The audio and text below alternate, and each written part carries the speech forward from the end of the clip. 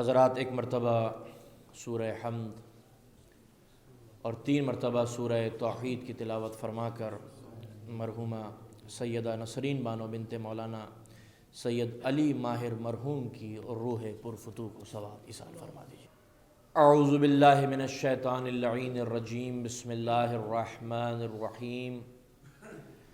الحمد للہ رب العالمین، والصلاة والسلام علی اشرف الانبیاء والمرسلین، سید الاولین والآخرین، شفیع المذنبین، ابی القاسم المصطفیٰ محمد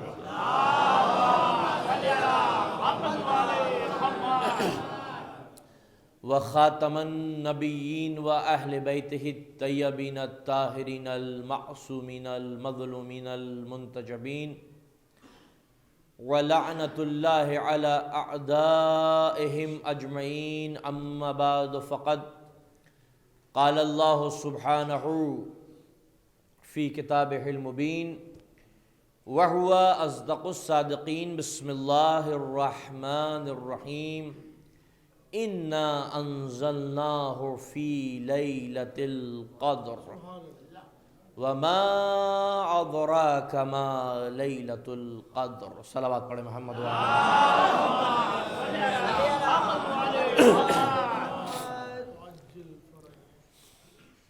عزاداران امام مظلوم، مومنین کرام،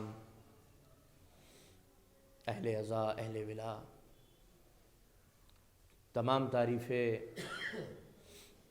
ہر قسم کی حمد اور تعریف اور توصیف اور ثنا اس اللہ کے لیے، اس معبود کے لیے، اس خالق حقیقی کے لیے، اس رب یگانہ کے لیے، اس اللہ کے لیے کہ جس نے کائنات کے گلشن کے پھول کے ہر ورق اور کائنات کے ذرے کے گوشے گوشے میں اپنی صفت جلیل اور ہونے کی دلیل کو اس طرح سے سمو دیا کہ عقل و بصیرت حیراں ہے اور دل پر ایمان ہے، جو اپنی بیان کردہ صفتوں سے کہیں زیادہ افضل اور مومنین کی حمد سے کہیں زیادہ اعلیٰ ہے، جس سے لاتعداد طاقتیں اور قوتیں پھوٹتی ہیں، جس سے حیات انسانی جلا پاتی ہے، جس سے انسانی تمناؤں پر شباب آتا ہے۔ اور درود و سلام بے کراں، انگنت، انتھک، لامتناہی رحمتیں نازل ہوں ان مقرب ترین ہستیوں پر کہ جو علم کے لیے زندگی اور جہل کے لیے موت ہے،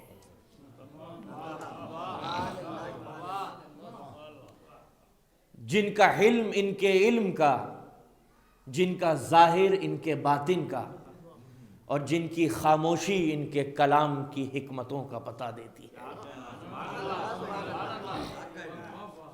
نہ یہ حق کی مخالفت کرتے ہیں، نہ ہی یہ حق میں اختلاف کرتے ہیں، انہی کے سہارے حق کو اس کا مقام ملتا ہے، باطل کی جڑیں کٹ جایا کرتی ہیں اور ظلم کی زبانیں گنگ ہو جایا کرتی ہیں۔ حلال و حرام ان سے ہے، عبادتوں کا ڈھنگ ان سے ہے، دعا کا آہنگ ان سے ہے، مسجدوں میں گونجتی ہوئی یہ تکبیریں اور محرابوں سے اٹھتی ہوئی لا الہ کی صدائیں انہی کی محنتوں اور قربانیوں کے صدقے میں باقی۔ ایک صلوات پڑھ دیں محمد۔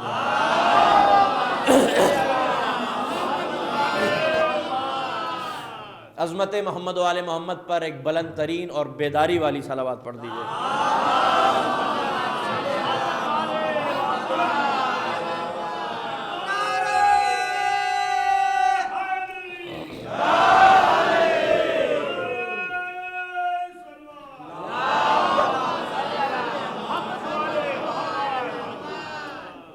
مولا آپ کو سلامت رکھے۔ آپ نے یہ ظاہر کر دیا کہ موسم کی سردی سے زیادہ مودت کی گرمی ہوا کرتی۔ ایک اور صلوات پڑھ دیں۔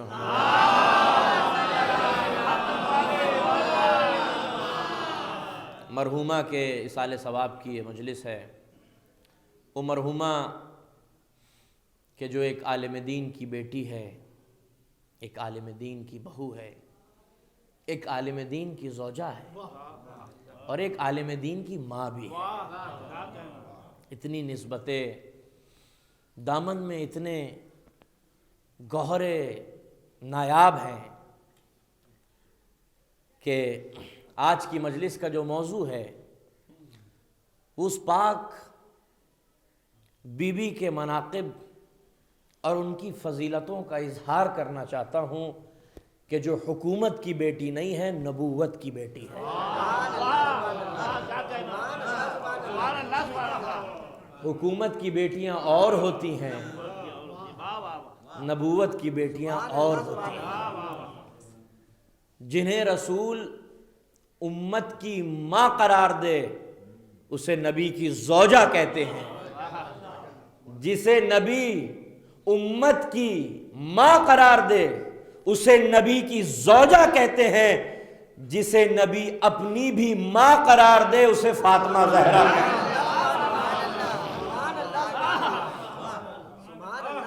میرا نبی جب اپنے جسم میں ذوف محسوس کرتا ہے، نقاہت محسوس کرتا ہے، تو کسی طبیب کے پاس نہیں جاتا، کسی حکیم کے پاس نہیں جاتا، کسی ڈاکٹر کے پاس نہیں جاتا، بلکہ در سیدہ پر آ کر سلام کرتا ہے، یہ بتانے کے لیے کہ نبی کو شفا اسی در سے ملتی ہے، امت کو شفاعت بھی اسی در سے ملے گی۔ بزم سدرہ کو سجا لوں تو تیرا ذکر کروں، بزم سدرہ کو سجا لوں تو تیرا ذکر کروں، حد فردوس میں آلوں تو تیرا ذکر کروں۔ اس گندی دنیا میں پاک طاہرہ تیرا ذکر کروں تو کیسے کروں؟ پہلے مجھے بزم سدرۃ المنتہا تو سجا لینے دو، تو ماحول سازگار ہوگا کہ پاک طاہرہ تیرا ذکر کیا جا سکے۔ بزم سدرہ کو سجا لوں تو تیرا ذکر کروں، حد فردوس میں آلوں تو تیرا ذکر کروں، سر پہ قرآن اٹھا لوں، سر پہ قرآن اٹھا لوں تو تیرا ذکر کروں، آب کوثر سے نہا لوں تو تیرا ذکر کروں۔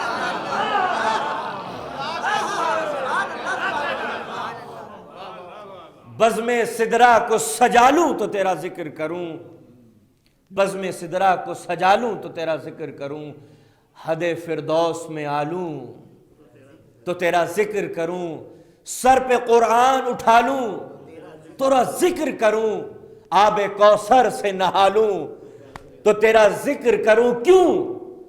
کیونکہ تاج عصمت ہے تیرا نام گرامی زہرا، تاج عصمت ہے تیرا نام گرامی زہرا، روح مریم تجھے دیتی ہے سلامی زہرا، روح مریم تجھے دیتی ہے سلامی زہرا۔ وہ نبی کے جس کے دامن میں پروردگار عالم نے کائنات کی تمام نعمتیں ڈال دی۔ سید المرسلین تجھے بنایا، طٰہٰ تجھے بنایا، مزمل تجھے بنایا، یاسین تجھے بنایا۔ تو وہ ہے کہ جس کا چلنا مشیت ہے، جس کا بولنا شریعت ہے، جس کی سانسیں تلاوت ہیں، جس کی نیند عبادت ہے، جس کی عقل قرآن ہے، جس کی فکر تفسیر ہے، جس کا نفس نور ہے، جس کا جسم نور گر ہے، جس کے دن کی گھڑیاں مقدس ہیں، جس کی راتیں تطہیر ہیں۔ دامن میں کائنات کی تمام نعمتیں ڈال دیں۔ اے نبی تجھے دو جہاں کا مالک بنایا، تجھے محشر کا شفاعت کرنے والا بنایا، چچا دیا تو ابو طالب جیسا، زوجہ دی تو خدیجہ جیسی، چچی دی تو فاطمہ بنت اسد جیسی، ولی دیا تو علی جیسا، نواسے دیے تو حسنین جیسے۔ دامن میں نبوت کے اللہ نے تمام نعمتیں ڈال دیں، مگر نہ جانے کون سی ایسی نعمت تھی جس کا انتظار خود نبی کو تھا۔ بار بار آسمان کی طرف نگاہیں نبوت کی اٹھتی تھیں اور پلٹ جاتی تھیں، نہ جانے ولی جلی سے کیا مانگ رہا تھا۔ ساری نعمتیں تمہارے دامن میں ڈال دی، لیکن نہ جانے کون سی ایسی نعمت رہ گئی ہے نبی اے میرے حبیب کہ تیری نظریں بار بار آسمان کی طرف اٹھتی ہیں، لیکن ہمیں معلوم ہے تو اپنے رب سے، اپنے خالق سے، اپنے معبود سے کیا مانگ رہا ہے۔ میرے حبیب تو بے فکر رہ، ان قریب ہم تجھ کو وہ شے عطا کریں گے کہ تو راضی ہو جائے گا۔ لا سوفا، نبوت کی نگاہیں آسمان کی طرف اٹھتی تھیں اور پلٹ جاتی تھیں۔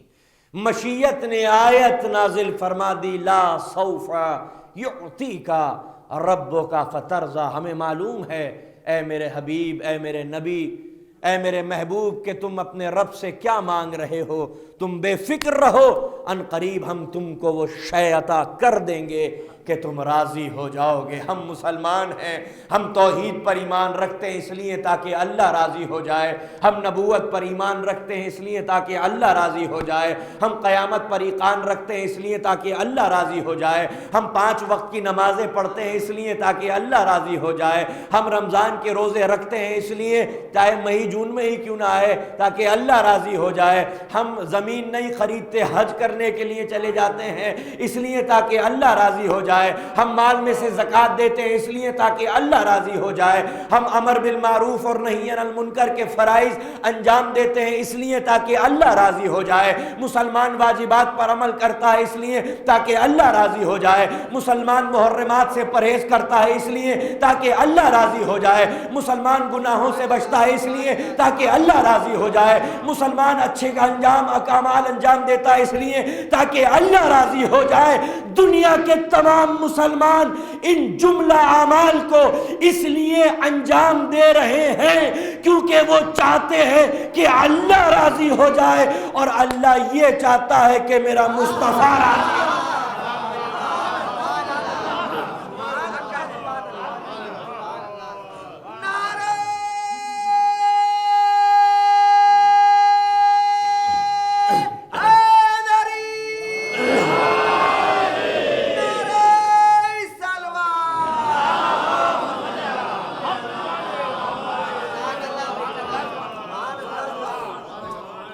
مسلمان چاہتے ہیں کہ اللہ راضی ہو جائے، اور اللہ اپنے قرآن مجید میں، فرقان حمید میں، حق اور باطل کے معیار میں، سچ اور جھوٹ کے میزان میں، اپنے کلام میں یہ ارشاد فرماتا ہے کہ لا سوف یعطیک ربک فترضی، ان قریب ہم تم کو وہ شے عطا کریں گے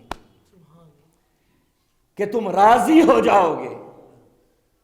لا سوف یعطیک، ہمیں معلوم ہے میرے نبی کہ ہم نے تمہیں سب کچھ دیا ہے، مگر ایک ایسی نعمت کی تمہیں جستجو ہے، آرزو ہے، تمنا ہے کہ تم زبان سے کچھ نہیں کہتے مگر تمہاری ناسودائے نظریں ہمارے عرش کی طرف اٹھتی ہیں، اور ہمیں معلوم ہے کہ تم کیا مانگ رہے ہو، ہم تمہیں دیں گے۔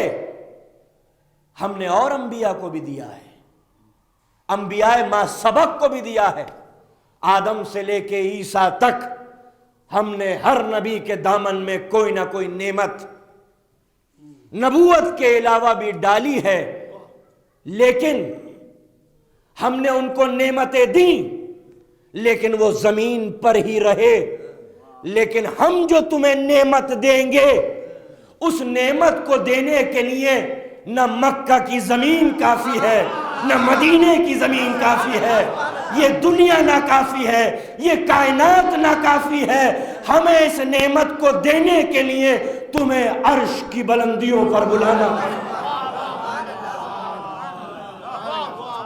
نعمتیں دی اس دنیا میں ہی دی. کبھی طور پر بلایا، کبھی کسی کو فاران پر بلایا، گفتگو کی ہے. کبھی کوئی کلیم اللہ بنا، کبھی کوئی ذبیح اللہ بنا، کبھی کوئی خلیل اللہ بنا، مگر تو حبیب اللہ ہے. تو یہ نعمت تجھے مکہ کی سرزمین پر نہیں دی جائے گی، تجھے لینے کے لیے آنا پڑے گا. اس لیے کیونکہ ہم نے انبیاء ما سبق کو نعمتیں پہنچائیں، ان کو کہیں بلایا نہیں، نعمتیں پہنچا دی. صاحب نعمت تک نعمت پہنچ جائے تو سمجھ لو حق ہے اس کا. صاحب نعمت تک اگر نعمت پہنچ جائے تو سمجھ لو حق ہے اس کا. اگر اس کو دینے کے لیے بلانا پڑے تو سمجھ لینا احسان ہے.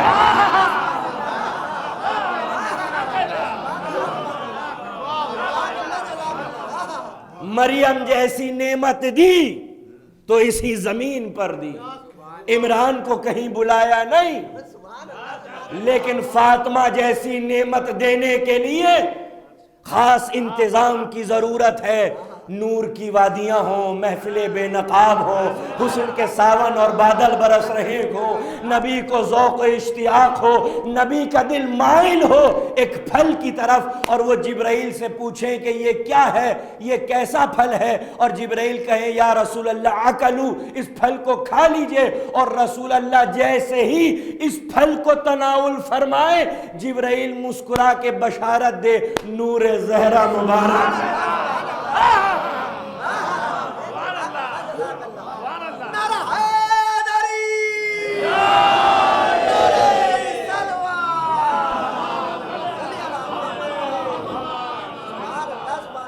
یہ تقدس ہے نور سیدہ کا کہ نور مصطفیٰ اور نور مرتضیٰ صلب آدم سے لے کر پیشانی عبداللہ اور ابو طالب تک منتقل ہوتا رہا.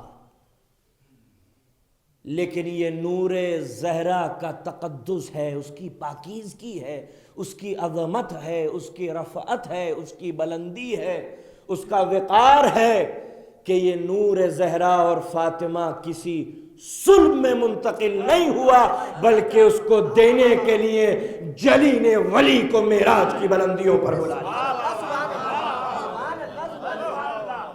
اس لیے جب انیس نے خراج پیش کیا بی بی کی خدمت میں تو قلم توڑ دیا. کہتے ہیں ہاں اے زباں خاموش، ادب کا ہے یہ مقام.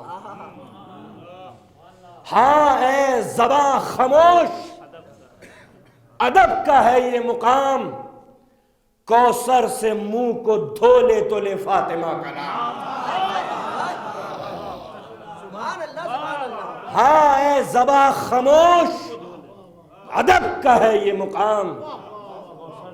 جیسے ڈانٹ رہا ہو شاعر اپنی ہی زبان. ہاں اے زباں خاموش، ادب کا ہے یہ مقام. کوثر سے منہ کو دھو لے تو لے فاطمہ کا نام. اے دل بجز درود نہ کچھ کیجیو کلام. اے دل بجز درود نہ کچھ کیجیو کلام. اے کلک قلم، اے کلک سر کو جھکا لے اپنے با احترام. کیا کہہ رہے ہیں انیس؟ اے کلک، اے قلم سر کو جھکا لے اپنے با احترام. ہاں اے زباں خاموش، ادب کا ہے یہ مقام. کوثر سے منہ کو دھو لے تو لے فاطمہ کا نام. اے دل بجز درود نہ کچھ کیجیو کلام. اے کلک سر کو جھکا لے اپنے با احترام. کاغذ پہ پہلے سورہ مریم کو دم کروں.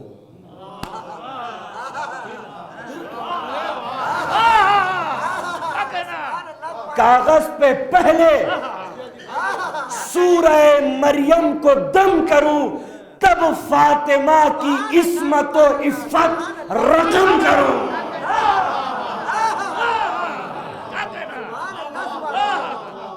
کاغذ پہ پہلے سورہ مریم کو دم کروں تب فاطمہ کی عصمت و عفت رقم کروں. فاطمہ وجہ تسمیہ کیا ہے پوچھا معصوم سے, تو ایک مقام پر تو بتایا کہ لِأَنَّهَا فُتِمَتْ شِيَعَتُهَا مِنَ النَّارِ. اللہ نے فاطمہ کا نام فاطمہ اس لیے رکھا ہے کیونکہ روز ازل سے جناب فاطمہ زہرا اپنے چاہنے والوں کو دوزخ کی بھڑکتی ہوئی آگ سے نجات دلائیں گی نہیں, دلا چکی ہیں. بشارت ہے آپ مومنین کے لیے, مومنین کے لیے بشارت ہے, چھڑائیں گی نہیں, وعدہ فردہ نہیں ہے. وہ اور ہوں گے جو وعدہ فردہ کریں. ہم تو ان ہستیوں کو مانتے ہیں جو فاطمہ ہیں. یہ اسم عجیب و غریب اسم ہے. یہ مشیت کو اتنا پسند ہے کہ جب یہ تمام ہستیاں چادر کے نیچے آتی ہیں تو مشیت کہتی ہے ہم فاطمہ تو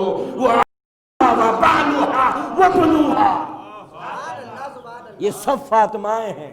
ہم فاطمہ تو وہ ابوہا و بالوہا و بنوہا. یہ نہیں کہا ہاذہی فاطمہ تو, یہ فاطمہ ہم فاطمہ, ہم فاطمہ, ہم یعنی وہ سب, ہم فاطمہ تو. اور فاطمہ مطلب لِأَنَّهَا فُتِمَتْ شِيَعَتُهَا مِنَ النَّارِ, جو روز ازل سے اپنے چاہنے والوں کو, اپنے شیعوں کو دوزخ سے نجات دلا چکی ہے. ایک مقام پر معصوم سے پوچھا یہ فاطمہ کیوں ہے؟ کہا اس لیے کیونکہ بشریت فاطمہ زہرا کی معرفت حاصل کرنے سے قاصر ہے. یعنی جس کا عرفان حاصل نہ ہو سکے, رسول کا عرفان حاصل ہو سکتا ہے, علی کا عرفان حاصل ہو سکتا ہے, حسنین کا عرفان حاصل ہو سکتا ہے, لیکن وہ ہستی جس کا مکمل عرفان حاصل نہ ہو سکے, جو صیغہ راز میں ہو, اسے فاطمہ کہتے ہیں. اس لیے قرآن نے کہا اِنَّا أَنزَلْنَاهُ فِي لَيْلَةِ الْقَدْرِ وَمَا أَدْرَاكَ مَا لَيْلَةُ الْقَدْرِ. ہم نے قدر والی رات میں یہ قرآن مجید اتارا ہے, قدر والی رات میں. اِنَّا أَنزَلْنَاهُ فِي لَيْلَةِ الْقَدْرِ. دیکھیے ہر نعمت کے نزول کے لیے ظرف درکار ہوتا ہے. اگر وہ ظرف نہ ہو تو نعمت نازل نہیں ہو سکتی. اب قرآن بات کر رہا ہے بظاہر قرآن مجید کی, کلام حمید کی, اللہ کا یہ جو کلام ہے, یہ کتاب ہے, اس کی بات ہو رہی ہے. اِنَّا أَنزَلْنَاهُ فِي لَيْلَةِ الْقَدْرِ, کسی قدر والی رات میں ہم نے یہ قرآن نازل فرمایا ہے. وَمَا أَدْرَاكَ مَا لَيْلَةُ الْقَدْرِ. تم کیا جانو یہ رات کون سی رات ہے جس میں قرآن اترتا ہے؟ تم سمجھ نہیں سکتے. اللہ نے کیا کہا؟ تمہیں عرفان حاصل نہیں ہو سکتا اس رات کا. وما ادراک, تم کیا جانو, تم تو بشر ہو. تم کیا جانو کہ لیلۃ القدر کیا ہے جس میں ہم نے قرآن اتار دیا. ہر نعمت کے نزول کے لیے ظرف درکار ہے. اگر یہ امام باڑا نہ ہو, یہ مسجد نہ ہو, یہ در و دیوار نہ ہو, یہ فرش اعضا نہ ہو, یہ مائک نہ ہو, تو یہ ذکر برپا کیسے ہوگا؟ تو ذکر کی نعمت اگر چاہیے تو اس کے لیے بھی ظرف درکار ہے.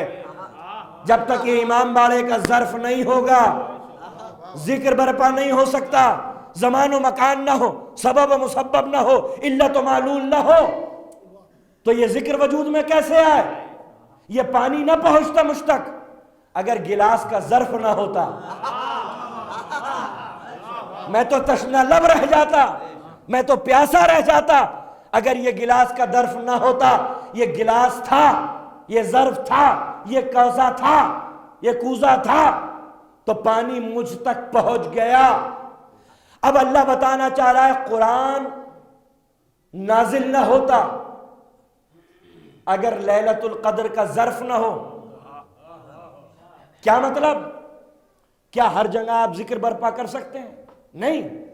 پاکیزگی، طہارت، عدم نجاست درکار ہے، تب جا کے ذکر ہوگا. کیا آپ قرآن مجید ہر جگہ رکھ سکتے ہیں؟ نہیں. آپ دیکھیں گے کہ زمین پاک ہے، جگہ پاک ہے، قالین پاک ہے، کارپٹ پاک ہے، کپڑا پاک ہے، مقام پاک ہے، جگہ پاک ہے. آپ نے جب دیکھ لیا ماحول سازگار ہے تو قرآن لا کر رکھ دیا گیا.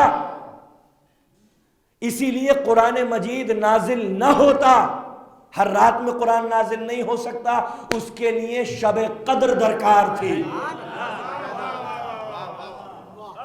شب قدر درکار تھی تب قرآن نازل ہوگا. اگر شب قدر نہیں ہوگی تو نازل. دیکھیے ہر چیز کا رول ہوتا ہے، قانون ہوتا ہے، ہر چیز کی سائنس ہوتی ہے. اگر وہ نہ ہو تو وہ چیز وجود میں نہیں آ سکتی. آپ کو مکان بنانا ہے تو آپ کو لکھنؤ ڈیولپمنٹ اتھارٹی سے پاس کرانا ہوگا. اگر اتنی اسپیس چھوٹی ہوئی ہے، اتنی خالی جگہ ہے، اتنے کمرے ہیں، یہ آپ نے گیلری دی ہے تو آپ کا مکان پاس ہوگا، آپ مکان بنا سکتے ہیں، ورنہ نہیں بنا سکتے. قانون ہے. اسی طریقے سے مشیت نے خود قانون بنایا کہ جب تک شب قدر کا ظرف نہ ہو ہم اپنا کلام نہیں اتاریں گے. اب شب قدر یہ کیا ہے یہ انسانیت نہیں جانتی. جس کا عرفان حاصل نہ ہو سکے وہ شب قدر ہے. ہم نے قرآن اتارا فی لیلۃ القدر، شب قدر میں، وہ جو قدر والی رات ہے ہم نے اس میں اپنا کلام اتارا. اب کسی نے معصوم سے سورہ قدر کی عرفانی تفسیر پوچھی. کہا مولا یہ تو سمجھ میں آ گیا مگر قرآن کی تو 70 تفسیریں ہوتی ہیں، اب ذرا اس کی عرفانی تفسیر بھی بیان فرما دیجئے کہ یہ لیلۃ القدر کیا ہے، یہ کیا ہے. تو معصوم نے فرمایا، وسائل الشیعہ میں یہ حدیث موجود ہے کہ لیلۃ القدر قرآن مجید میں ہماری جدہ فاطمہ زہرا کا اسم ہے.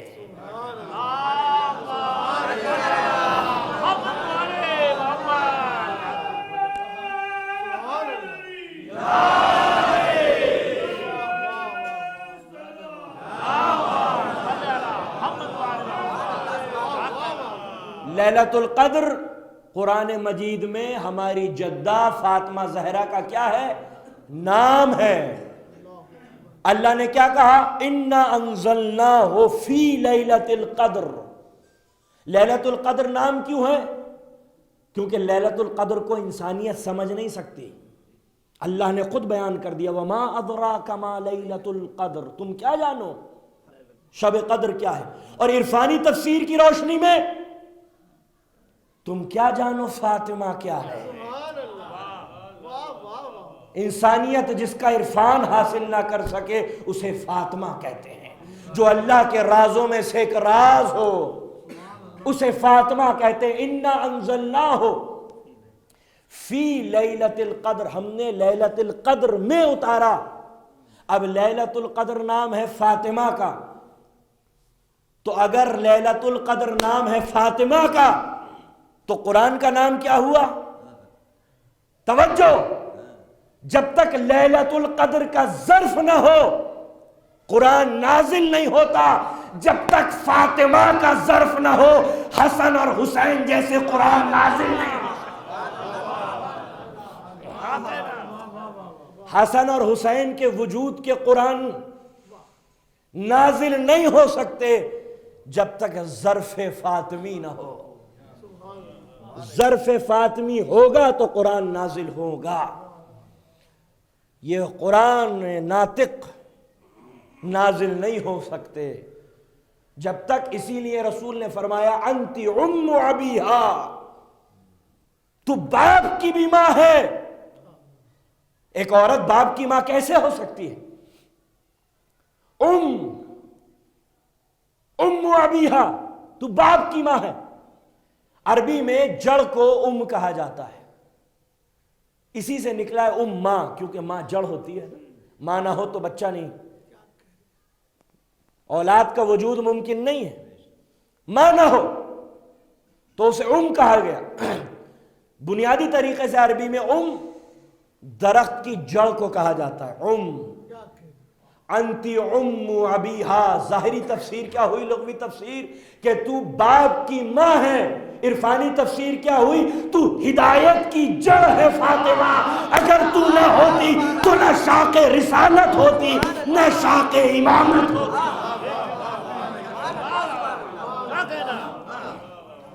انتی ابیہا، تو ہدایت کی جڑ ہے۔ تو اگر نہ ہو، اگر جڑ نہ ہو تو نہ تنا ہو، نہ شاخ ہو، نہ پھول ہو، نہ ثمرات ہو، نہ پھل ہو، نہ خوشبو ہو، نہ چمن ہو، جڑ نہ ہو۔ فاطمہ تو ہدایت کی جڑ ہے، تو نہ ہوتی تو نہ شاخ رسالت ہوتی نہ شاخ امامت ہوتی۔ یہی سبب ہے ہمیں روایتوں میں اگر نور مصطفیٰ اور مرتضیٰ سے پہلے اگر کوئی نور ملتا ہے تو وہ نور فاطمہ ہے۔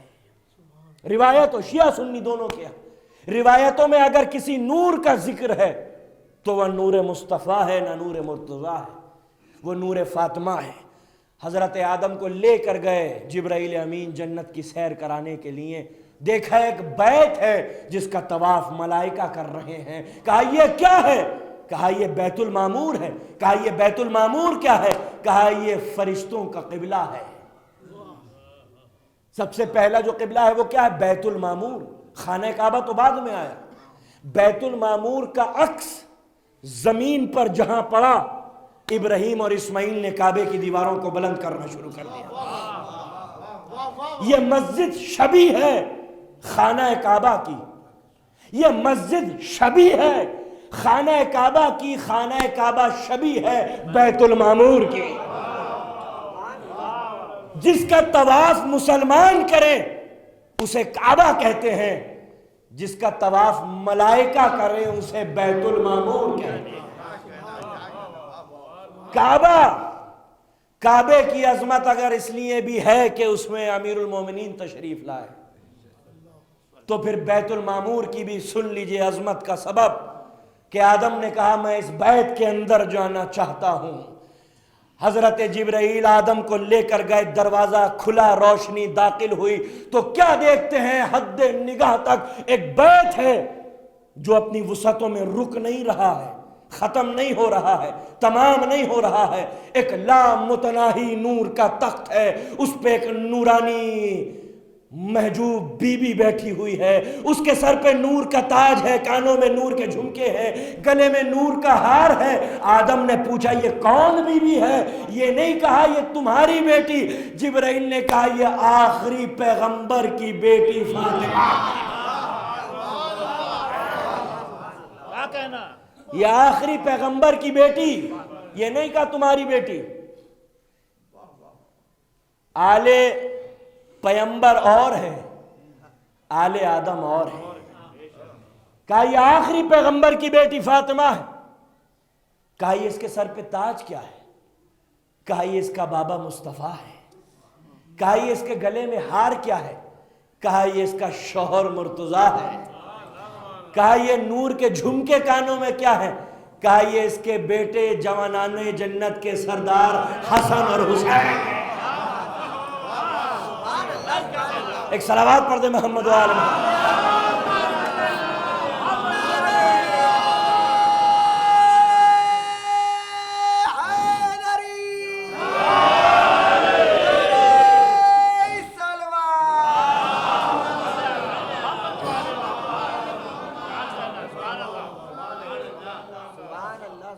نور مصطفی اور نور مرتضوی سے بھی پہلے اگر کوئی نور ملا ہمیں روایتوں میں تو وہ نور سیدہ انت ابیہا، تو ہدایت کی جڑ ہے فاطمہ، تو نہ ہوتی تو نہ شاخ رسالت ہوتی، ماں نہ ہو تو بیٹا نہیں، ماں کا وجود نہ ہو تو اولاد کا وجود نہیں، تو نہ ہو، تیرا وجود نہ ہو تو یہ امامت کا سلسلہ آگے کیسے بڑھے؟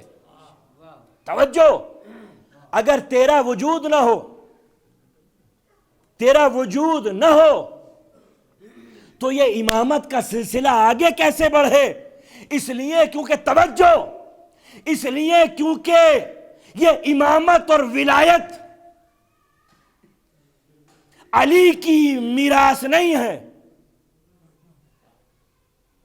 یہ امامت اور ولایت پوری عالمانہ ذمہ داری کے ساتھ علی کی میراث نہیں، فاطمہ زہرا کی میراث۔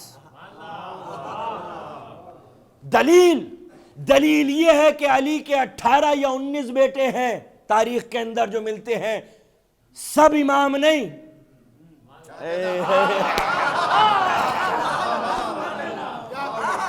مولا کائنات کے 18، بعض روایتوں میں 19 بیٹے، سب امام نہیں۔ علی کا ہر بیٹا امام نہیں۔ اگر یہ علی کی میراث ہوتی تو علی کا ہر بیٹا امام ہوتا، چونکہ ولایت فاطمہ کی میراث ہے، فاطمہ کا ہر بیٹا امام ہے۔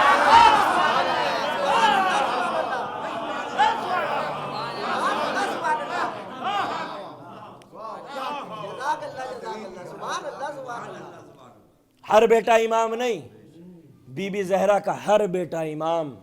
محسن زندہ رہتے تو وہ بھی امام ہوتے، اس لیے کیونکہ فاطمہ زہرا کا وجود مصدر ولایت ہے۔ فاطمہ زہرا نہ نبی ہے نہ امام ہے،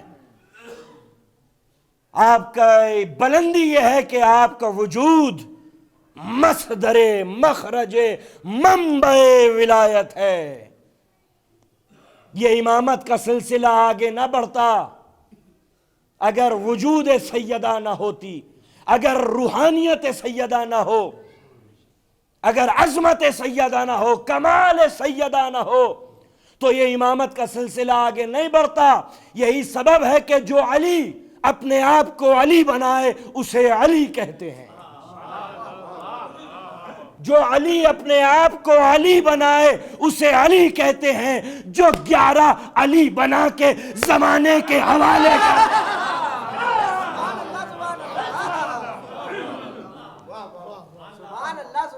جو 11 علی اور 11 محمد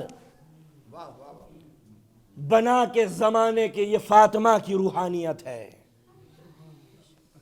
کہ حسن اور حسین اگر کوئی علی کی تصویر اور کوئی رسول کی تصویر ہے تو وہ اس لیے کیونکہ اس میں روحانیت، عظمت، کمال سیدہ داخل ہے۔ اگر وہ نہ ہو تو یہ امامت کا سلسلہ آگے نہیں بڑھ سکتا۔ تمام معصومین کی ازواج لائق احترام، لائق عظمت، جناب خدیجۃ الکبریٰ سلام اللہ علیہا، نبی کی زوجہ، صاحب عصمت، معصومہ، سیدہ، طاہرہ، تمام کمالات کے باوجود جناب خدیجہ کون؟ جناب خدیجہ وہ کہ اللہ کی وحی جبرائیل بعد میں دے، اللہ کا سلام جو خدیجہ کی خدمت میں اللہ نے بھیجا ہے وہ پہلے دے، اسے خدیجہ کہتے ہیں۔ جبرائیل کا نزول ہوا، یا رسول اللہ، میرے اضافے کے ساتھ، یا رسول اللہ، اللہ کی وحی بعد میں دوں گا، اللہ کا سلام جو خدیجہ کی خدمت میں معبود نے بھیجا ہے وہ پہلے پیش کر رہا۔ جسے اللہ سلام بھیجے وہ رضی اللہ نہیں ہوتے، سلام اللہ ہوا کرتے۔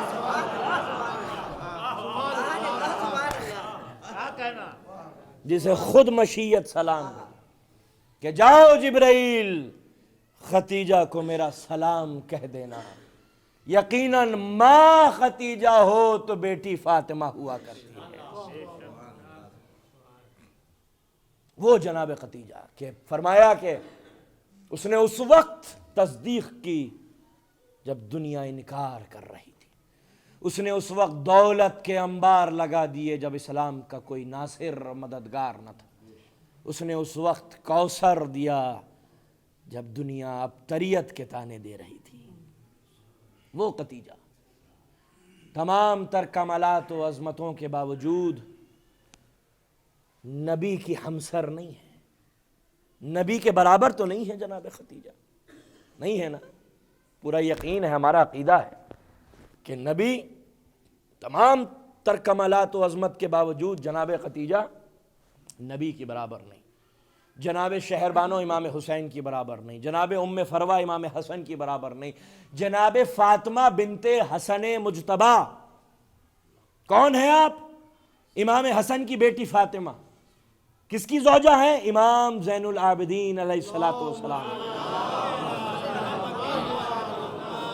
کتنی باوقار بی بی ہے کہ نسل امامت اس کے ذریعے، آپ کے بیٹے کون ہیں؟ محمد باقر، محمد باقر کے نانا کون ہیں؟ حسن مجتبی، دادا کون ہیں؟ حسین شہید۔ لیکن پھر بھی آپ چوتھے امام کی برابر نہیں، پانچویں امام کی زوجہ آپ کی برابر نہیں، چھٹے امام کی زوجہ آپ کی برابر نہیں، یہاں تک کہ امام زمانہ علیہ الصلوۃ والسلام کی والدائے گرامی، ان کی نام پر ہماری جانیں قربان ہو جائیں، جناب نرجس خاتون، جس کے بیٹے کے وجود مبارک کی طرف کائنات کی توجہات مرکوز ہو چکی ہیں، وہ کتنی باوقار بی بی ہوگی جناب نرجس خاتون کہ جب اس کا بیٹا نماز پڑھائے گا تو مریم کے بیٹے کا سر اس کے قدموں میں ہوگا۔ وہ کیا باوقار بی بی ہوگی نرجس خاتون سلام اللہ علیہا، جو امام حسن عسکری علیہ الصلوۃ والسلام کی زوجہ ہو، وہ جو نبوتوں کا وارث ہے، وہ جو امامتوں کا خلاصہ ہے، وہ جو ولایتوں کا نچوڑ ہے، وہ اسی شہزادی کا بیٹا ہے،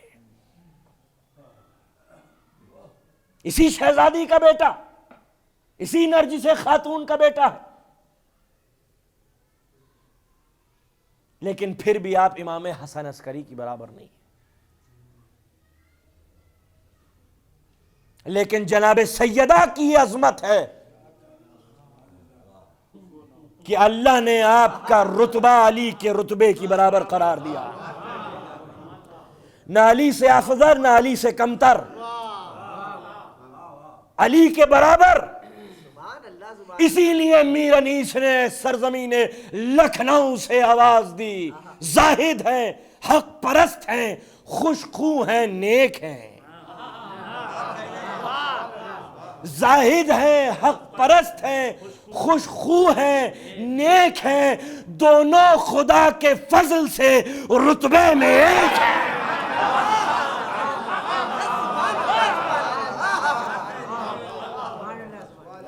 زاہد ہیں، حق پرست ہیں، خوش خو ہیں، نیک ہیں۔ زاہد ہیں، حق پرست ہیں، خوش خو ہیں، نیک ہیں، دونوں خدا کے فضل سے رتبے میں ایک ہیں۔ نحنو حجت اللہ علی الخلق و فاطمۃ حجت اللہ علینا۔ 11ویں امام نے فرمایا ہم 11 ائمہ عالمین پر حجت، عالم پر نہیں، دنیا پر نہیں۔ روایتوں میں 14,000 عالمین آئے ہیں، اب کتنے عالمین ہیں کوئی نہیں جانتا۔ نحنو حجت اللہ علی الخلق و فاطمۃ حجت اللہ علینا، ہم 11 ائمہ، امام علی نہیں، ہم 11 ائمہ عالمین پر حجت، جدہ فاطمہ زہرا ہم 11 پر بھی حجت۔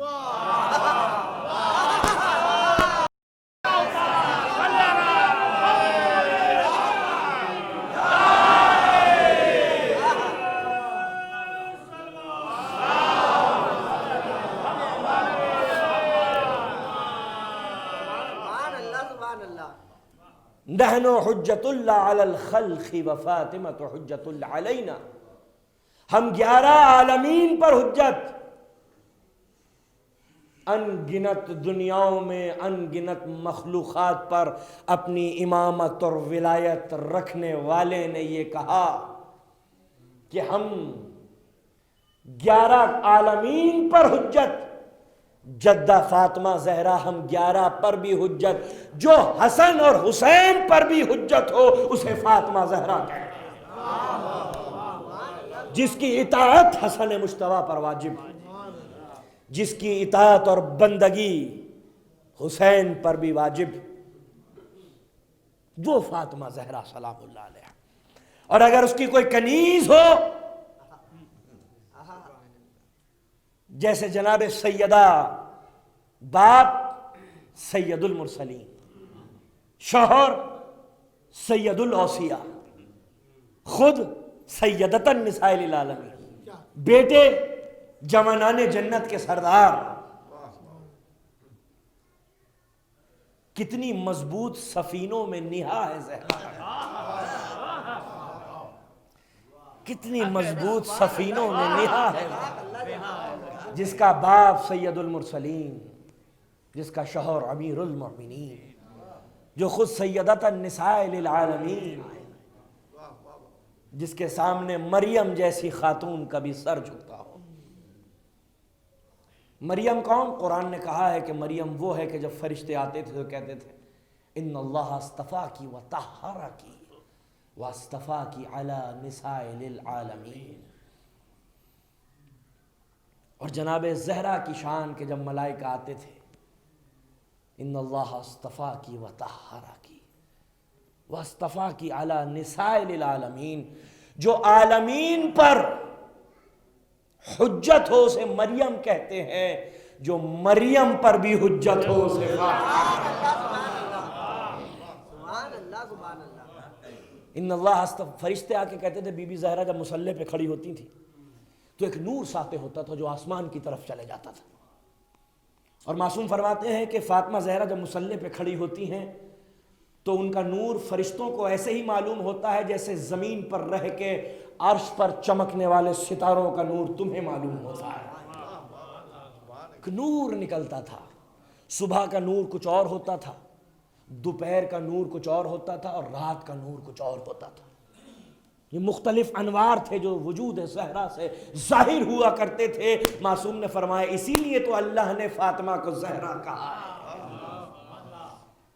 اسی لیے زہرا کہا ہے کہ مصلی پہ کھڑی ہوتی ہیں تو ملائکہ کی جو نوری مخلوق ہو، نور کو بھی جو خیرہ کر دے اسے نیرا نور زہرا کہتے ہیں۔ آنکھیں ملائکہ کی خیرہ ہو جائیں تجلی انوار سیدہ سے، اسی لیے جناب زہرا کہا کہ مصلی پر جب کھڑی ہوتی ہیں تو نور ساطع ہوتا ہے جو عرش کو چیر کے آگے بڑھتا ہے، اور ملائکہ کی آنکھیں خیرہ ہونے لگتی ہیں، اسی لیے آپ کو زہرا کہا گیا، وجہ تسمیہ زہرا کہا گیا۔ دیکھیے ہمارے بھی نام رکھے جاتے ہیں، نام جو ہوتے ہیں وہ شخصیت کا تعارف ہوا کرتے ہیں، لیکن یہ ضروری نہیں ہے کہ جو نام ہو اس کی صفت بھی موصوف کے اندر موجود ہو۔ کسی کا نام شجاع ہے تو ضروری نہیں ہے کہ وہ شجاع ہو، کسی کا نام سخی ہے تو ضروری نہیں ہے کہ وہ سخاوت کا اظہار ہی کرے، کسی کا نام جری ہے تو ضروری نہیں ہے کہ وہ بہادر ہی ہو۔ اس لیے کیونکہ ہم نام پہلے رکھتے ہیں، صفت بعد میں پیدا ہونا نہ ہونا یہ اس کی فطرت کا خاصہ ہے، لیکن جب کوئی اسم اللہ رکھتا ہے تو صفت پہلے دیکھتا ہے، نام بعد میں آتا ہے۔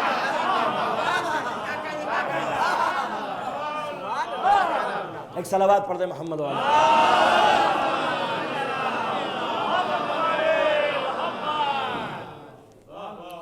صفت پہلے دیکھتا ہے، نام بعد میں رکھتا ہے۔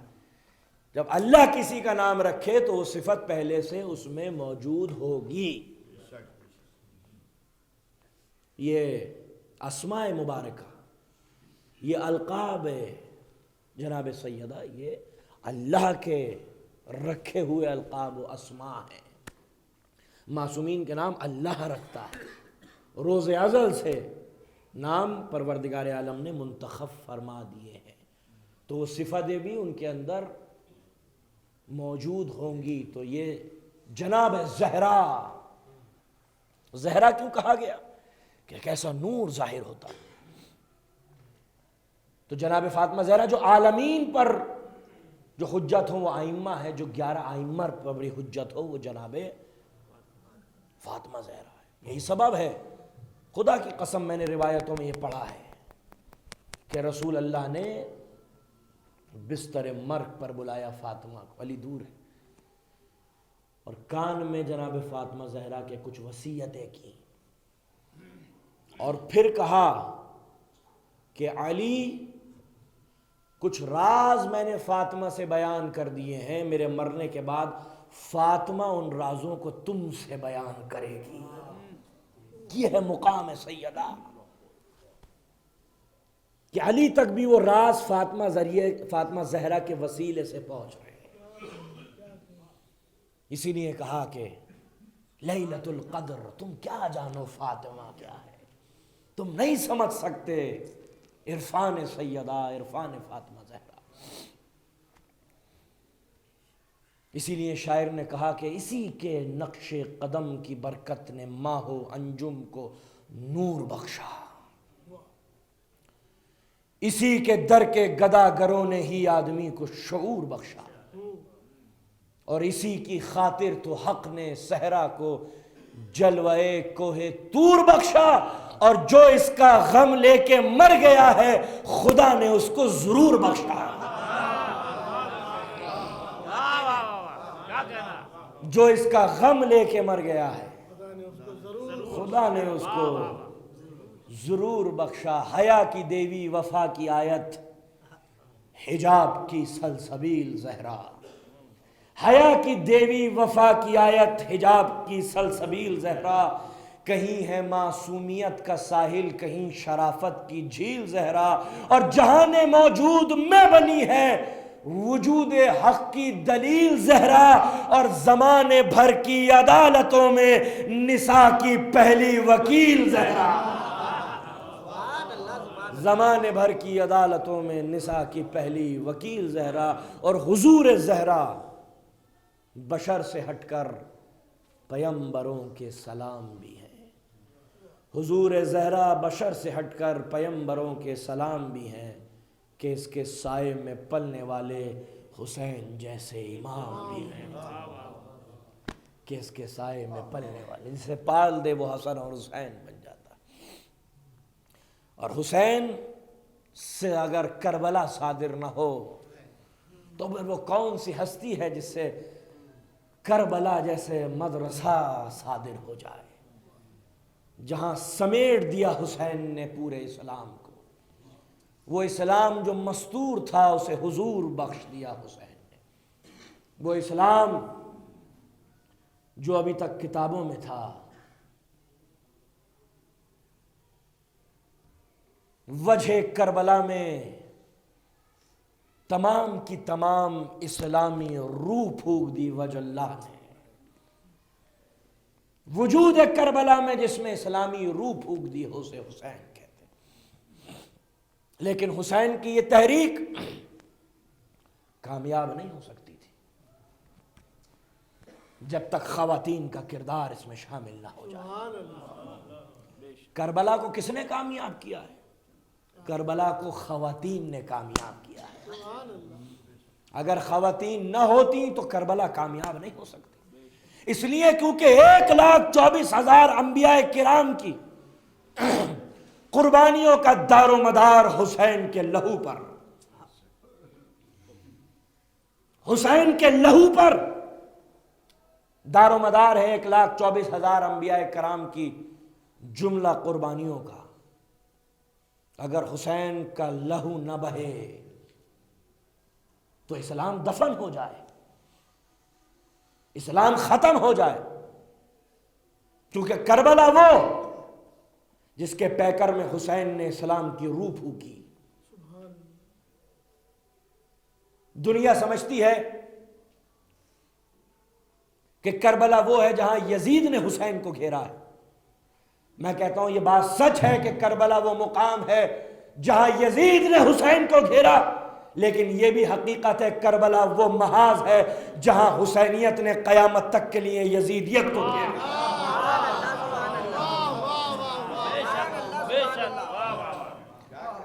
قیامت تک کے لیے یزیدیت کو محصور کر دیا حسینیت، وہ حسین ہے۔ لیکن کربلا کی ریتی میں شہداء کے خون کو پاٹ دیتے سیاست کے طویل ہاتھ۔ اگر کربلا کی وہ خواتین نہ ہوتیں کہ جن کے خطبوں کی شمشیر نے ظالموں کے چہرے کے آگے پڑی ہوئی نقابوں کو چاک کر کے طاغوت کے چہرے کو ظاہر کر دیا، یہ خواتین کا کردار ہے۔ جناب زینب کے خطبے نہ ہوں، ام کلثوم کے خطبے نہ ہوں، خواتین اگر محاذ نہ سنبھالے حسین کے بعد تو یزید تو یہی کہہ کے کربلا کے منصوبوں کو پاٹ دے کہ یہ تو باغی تھے، میں تو اولی الامر ہوں، میں تو خلیفہ ہوں رسول کا، جانشین ہوں رسول کا، اور یہ نبی کی اولاد و ذریت ہی کیوں نہ صحیح مگر جو اولی الامر کے خلاف بغاوت کرے اس کی سرگوبی تو کی جائے گی۔ سیاست منصوبے بنائے بیٹھی تھی، لیکن سیاست کے منصوبوں کو ناکام کر دیا زینب کے خطبوں نے۔ شاعر کہتا ہے آفاق میں زہرا کا نہیں کوئی بھی ہمسر، زوجہ اسد اللہ کی اور بنت پیمبر، قرآن میں جسے یاد کرے خالق اکبر، حوا کا شرف نور خدا عرش کا زیور، ثانی کوئی زہرا کا نہ ہوگا نہ ہوا ہے، ثانی کوئی زہرا کا نہ ہوگا نہ ہوا ہے، ہاں اگر حضرت زینب کو جو کہیے تو بجا ہے، حضرت زینب کو جو کہیے تو بجا۔ ان کی بھی وہ عزت ہے جو زہرا کی ہے توقیر، ساری وہی سیرت وہی صورت وہی تقریر۔ ممتاز کیا حق نے نواسی کے نبی کی، ممتاز کیا حق نے نواسی کو نبی کی، عصمت تھی جو زہرا کی تو شوکت تھی علی کی۔ ممتاز کیا حق نے نواسی کو نبی کی، عصمت تھی جو زہرا کی تو شوکت تھی علی کی۔ زینب نہ ہو تو کربلا کامیاب نہیں ہو سکتی، زینب کی قربانیاں نہ ہوں تو کربلا کامیاب نہیں ہو سکتی۔ لیکن اگر زینب قربانیاں نہ دے تو اور کون دے گا؟ جو علی کی بیٹی ہو، جو زہرا کی بیٹی ہو، جس کا نانا نبی ہو، جس کا بھائی حسین ہو، حسن ہو، عباس ہو، جو تطہیر کے سائے میں پلی ہو، وہ زینب جو حسین کے بعد جو اپنے شانوں پر بارے مقصد حسین کو برداشت کرے، جو علی کی زبان رکھتی ہو، وہ دربار نہ ہلائے، ستوت بنی امیہ اس کے خطبوں کے سامنے نہ لرزے تو پھر کس کے سامنے لرزے؟ وہ جناب زینب کے جس نے ہنگامے مچا دیے، جس نے ظلم و ستم کے چہروں کو بے نقاب کر دیا، نہ قدموں میں ارتعاش نہ ہاتھوں میں کپ کپی، ایک آہنی چٹان جرت کی اور آسمان یقین کا۔ امامت جس کو وصیت کرے اس سے زیادہ بڑھ کر دنیا میں کوئی اور زندگی طاقتور نہیں ہو، جو کربلا کے بعد مقصد حسینی کو ہدف تک لے جائے اس سے زیادہ بڑھ کر دنیا میں کوئی اور زندگی جری نہیں ہو سکتی۔ اور یہ حیات زینب کی، یہ زندگی زینب کی۔ لیکن یہ محاذ اگر زینب نہ سنبھالتی تو کون اور سنبھال؟ یقیناً زینب ہی اس لائق تھی کہ اس محاذ کو سنبھالے۔ لیکن عزادارو وہ خواتین بھی قابل سلام ہیں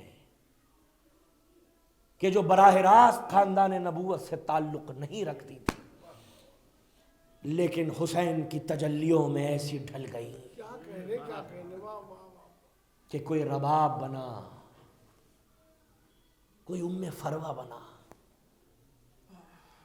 اگر جناب رباب کو میں کربلا کی ہاجرہ نہ کہوں تو اور کیا کہوں، جو اپنے اسماعیل کو لے کر مقتل میں آ گئی۔ بڑی قربانیاں ہیں اس بی بی کی، جو ایک کامل زوجہ بھی ہے، ایک کامل ماں بھی ہے۔ کتنی قربانیاں دی ہیں جناب رباب نے۔ اللہ نے جسے حسین جیسا شوہر دیا، اللہ نے جسے سکینہ اور علی اصغر جیسے بچے دیے،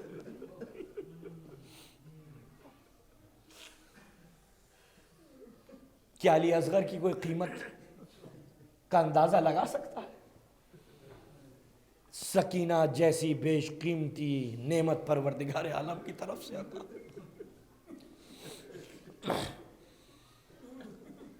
حسین کی زوجہ،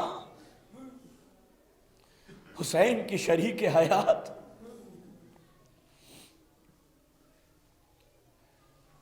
عزادارو جب 11 محرم کا سرخ سورج نمودار ہوا تو حسین کی اس زوجہ کے ہاتھوں میں بھی رسیاں تھیں۔ صرف زینب کے ہاتھوں میں رسیاں نہیں، بلکہ یہ حسین کی اطاعت میں ڈھلی ہوئی زندگی، جس کے ہاتھ مخفل تھے مگر اسلام کو آزاد کرا رہی تھی۔ رباب چلی ہاتھ بندھے ہوئے، پسے گردن بندھے ہوئے ہیں ہاتھ، اور جب چلی ہیں عزاداروں تو نظر پڑی اس لاشے پر جس کے تن پہ سر موجود نہیں تھا۔ سر نو کے سینہ پر لاش کربلا کی ریتی میں، دھوپ کی تمازت اور حرارت۔ ایک مرتبہ حسین کی یہ شریک حیات آگے بڑھی اور لاشے کے نزدیک آ کے بیٹھ گئی، کہا آقا اگر ہاتھ کھلے ہوئے ہوتے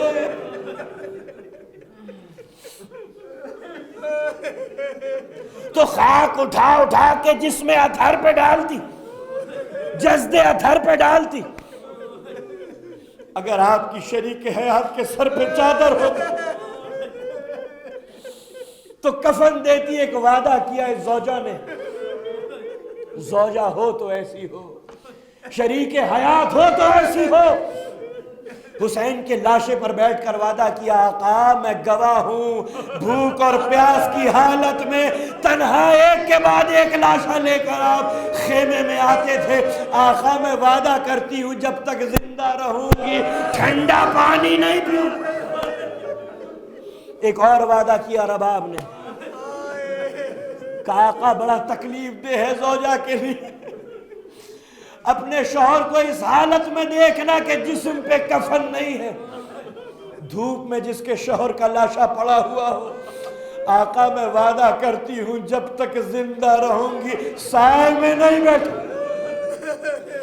بس عزادارو بی بی کا وعدہ کرنا تھا، نہ ٹھنڈا پانی پیا، نہ کبھی سائے میں بیٹھی۔ اگر کوئی پانی لا کر دیتا تھا نا تو روایت کے جملے ہیں، کہتی تھی دھوپ میں رکھ دو۔ جب یہ کٹورا دھوپ میں گرم ہو جاتا تھا، کہا جس کا والی و وارث بھوکا اور پیاسا وہ بیوی ٹھنڈا پانی پیے تو کیسے پیے، وہ سائے میں بیٹھے تو کیسے بیٹھے۔ ہاں عزادارو یہ بی بی اسیر بن کر کربلا سے کوفہ اور کوفے سے شام چلی گئی، بھوکی رباب، پیاسی جناب رباب، قیدی اسیر جناب رباب، زینب کے ساتھ تمام زحمتوں میں اور مصائب میں شریک۔ کربلا سے کوفہ اور کوفے سے شام، جب 11 مہینے کی قید کے بعد جب اسیروں کا قافلہ رہا ہوا اور جناب زینب نے کہا کہ ہمارے لٹے ہوئے سامان کو واپس کرو، ہمارے شہیدوں کے سروں کو واپس کرو، لٹا ہوا سامان واپس آنے لگا۔ یہ سید سجاد کا مصلا، یہ زہرا کی ردا، یہ علی اصغر کا جھولا، جب جلا ہوا جھولا آیا تو رباب نے چیخ مار کے کہا زینب جھولا آ گیا مگر جھولے والا نہیں۔ اللہ یہ منظر کسی ماں کو نہ دکھائے عزادارو۔ شوہر کے دینی مقصد کے لیے جناب رباب نے یہ مصائب برداشت کیے ہیں۔ عزادارو، جب جناب علی اصغر کو امام حسین نے دفنا دیا نا، خیمے کی پشت پر، خیمے کے پیچھے جو جگہ تھی وہاں پر امام حسین نے دفنایا۔ کیا کسی اور کو دفنایا حسین نے؟ نہیں دفنایا، جناب علی اصغر کو دفنایا۔ کیوں؟ کیونکہ حسین جانتے تھے کہ گھوڑوں کے سموں سے لاشیں پامال کر دینا۔ رباب سب کچھ دیکھ سکتی ہے، علی اصغر کی پامال ہی نہیں دیکھ سکتی۔ میرے ننھے سے بچے کے لاشے کو ظالم پامال نہ کر دے۔ امام حسین نے بڑا کام لیا، ذوالفقار سے ایک ہاتھ سے قبر کھودی، جناب علی اصغر کو قبر میں لٹایا، قبر تیار ہو گئی۔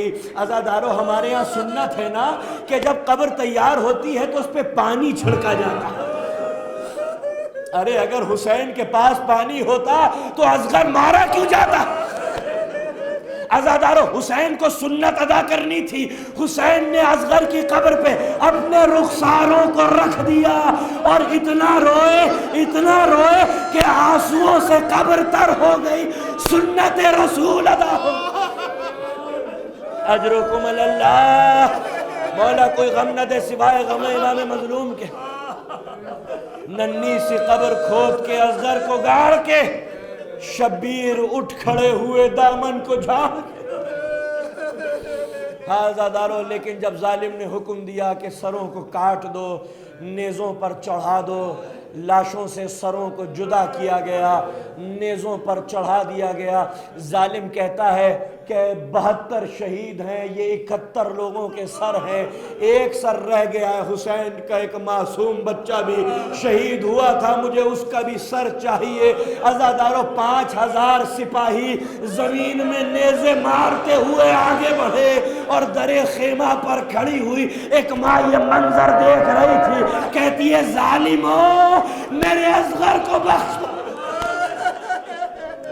ہاں عزادارو، ایک ظالم نے ایسا نیزہ مارا، اب جو زمین سے باہر نکالا تو اصغر کا جسد اثر نیزے کے ساتھ واپس آیا۔ اللہ یہ منظر کسی ماں کو نہ دکھائے۔ ظالم نے علی اصغر کے سر کو زانوں پر رکھا، ظالم نے خنجر نکالا، ماں کے سامنے بچے کے سر کو تن سے جدا کر دیا۔ علی اصغر کا سر بھی نیزے پر چڑھ گیا۔ عزادارو، آپ نے مصائب سنے جناب علی اصغر کے، سنتے چلے آ رہے ہیں۔ آپ نے یہ تو سنا ہوگا کہ اصغر کا سر نو کے سینہ پر چڑھ گیا، مگر کیا آپ نے کبھی سوچا کہ علی اصغر کا جسم کہاں گیا؟ عزادارو، علی اصغر کے جسم کو پامال کیا گیا، علی اصغر کے جسم کے ٹکڑے کربلا کی ریتی میں منتشر ہو گئے۔ خدا کی قسم عزادارو، یہ روایت ہے کہ جب امام حسین کو دفنانے کے لیے اپنے اجاز سے زین العابدین آئے ہیں نا، تو بہت دیر تک اور بہت دور تک سید سجاد گوشت کے ٹکڑوں کو اکٹھا کرتے رہے۔ عزادارو، جب قبر میں حسین کے جسم کے ٹکڑوں کو اتار چکے سید سجاد، تو کچھ جسم کے بوٹیوں کو چن کر سید سجاد لے کر آئے، جسم کی بوٹیوں کو چن کر لے کر آئے اور حسین کے سینہ مبارک پر رکھ دیا۔ بنی اسد کا ایک سردار کہتا ہے، آقا یہ جو گوشت کے ٹکڑے آپ لے کر آئے ہیں، یہ حسین کے جسم کے ٹکڑے نہیں ہیں۔ میں اپنے مولا سے مانوس تھا، میں جانتا ہوں یہ حسین کے جسم کے ٹکڑے نہیں ہیں۔ سید سجاد رو کے کہتے ہیں، یہ بابا کے جسم کے ٹکڑے نہیں، علی اصغر کے جسم۔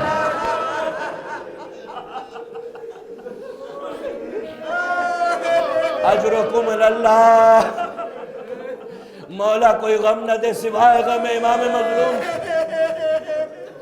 ہاں عزادارو، ماں یہ منظر دیکھتی رہی کہ بچے کو ماں کی نگاہوں کے سامنے ذبح کیا گیا، سرتن سے جدا کیا گیا، جسم کو پامال کیا گیا۔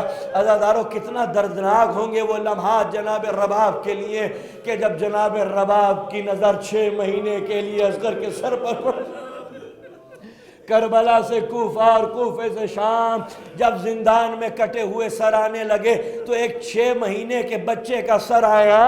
جناب رباب نے دامن پھیلا کے کہا زینب ارے میرے بچے کے سر کو میری آواز.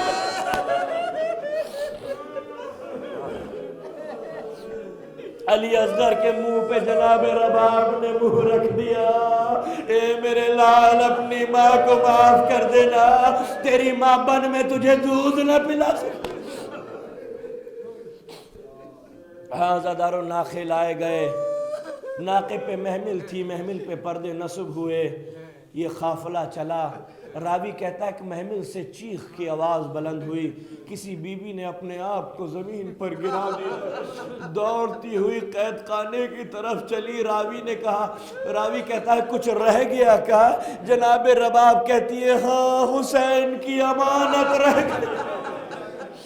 ایک ننھی سی قبر پہ زینب نے منہ رکھ دیا, ننھی سی قبر پہ رباب نے منہ رکھ دیا. میری بچی سکینہ, ارے بڑا مدینے جانے کا شوق تھا, آج آنے رسول مدینے. یہ قافلہ کربلا پہنچا زاداروں, کئی دنوں تک گریہ ہوتا رہا, ماتم ہوتا رہا. جناب زینب سے سید سجاد نے کہا پھپھی اماں چلنا ضروری ہے, پیغام حسینی کا ابلاغ ضروری ہے, ہمیں مدینے جانا ہوگا. تمام بیویاں سوار ہو گئیں. جب بیویاں سوار ہو گئی تو جناب زینب کہتی تمام بیویوں کو شمار کر لو. سید سجاد کہتے ہیں تمام بیویاں آ گئی مگر ایک بیوی رہ گئی ہے, اماں رباب رہ گئی ہیں. جناب زینب کہتی ہے جاؤ سید سجاد اپنی ماں کو ڈھونڈ کر لاؤ. جناب سید سجاد نے دیکھا تو باپ کی قبر پہ جناب رباب بیٹھی ہوئی ہیں. آ کر کہتے ہیں اماں مدینے چلیے. سید سجاد سے جناب رباب کہتی ہے سید سجاد میں مدینے جا کے کیا کروں گی, میرے والی و وارث کربلا میں, میری سکینہ شام میں. کہا اماں رباب چلنا ضروری ہے. جناب رباب مدینے تو آ گئیں لیکن نہ ٹھنڈا پانی پیتی تھیں نہ سائے میں بیٹھتی تھیں. بہت دن گزر گئے. جناب زینب کہتی ہیں سید سجاد اپنی ماں کو سائے میں لے آؤ, کب تک دھوپ میں بیٹھی رہیں گی. بہت دن گزر گئے. عزادارو جناب سید سجاد آ کے کہتے ہیں اماں سائے میں چلیے. کہا نہیں میرے لال, میں نے قسم کھائی تھی, وعدہ کیا تھا اپنے والی و وارث سے کہ جب تک زندہ رہوں گی سائے میں نہیں بیٹھوں گی. سید سجاد کہتے ہیں اماں آپ کو ہمارے حق کی قسم. جناب رباب کہتی ہیں آپ امام وقت ہیں, اگر آپ حکم دیں گے تو تعمیل کرنا میرے اوپر واجب ہے. عزادارو دایاں بازو سید سجاد نے پکڑا, بایاں بازو جناب زینب نے پکڑا. جناب رباب نے آسمان کی طرف نظریں اٹھا کے کہا پالنے والے میرے وعدے کی لاج رکھ لینا. ایک ہچکیا